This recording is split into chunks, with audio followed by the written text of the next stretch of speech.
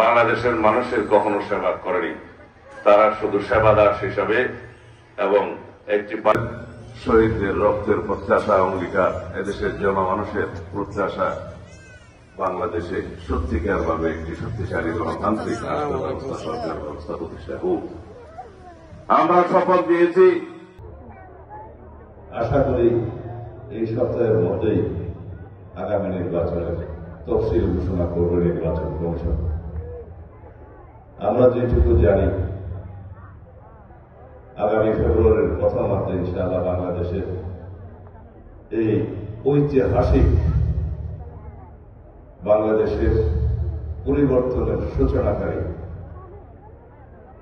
জাতীয় সংসদ নির্বাচন অনুষ্ঠিত হবে। এই নির্বাচন শুধুমাত্র ভোটে বিজয়ী হয়ে সরকার গঠনের নির্বাচন হবে না। এই নির্বাচন হবে সারা বিশ্বের মধ্যে স্বীকৃত এবং প্রশংসিত একটি নির্বাচন। এই নির্বাচন জনগণই তার নিজের ভোটের পাহারা দিবে, আর কাউকে লাগবে না।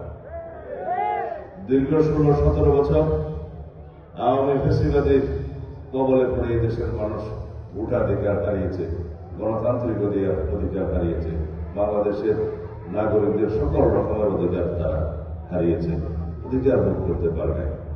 নামে মাত্র বাংলাদেশে গণতান্ত্রিক শাসন ব্যবস্থা, সাংবিধানিক শাসন ব্যবস্থা চালু থাকলেও প্রকৃতপক্ষে সবাই জানেন গণতন্ত্রের মুখোশে শেখ হাসিনা এই দেশে বাকশাল কায়েম করেছিলেন, একদলীয় শাসন ব্যবস্থা কায়েম করেছিলেন, একদলীয় রাষ্ট্র ব্যবস্থা কায়েম করেছিলেন।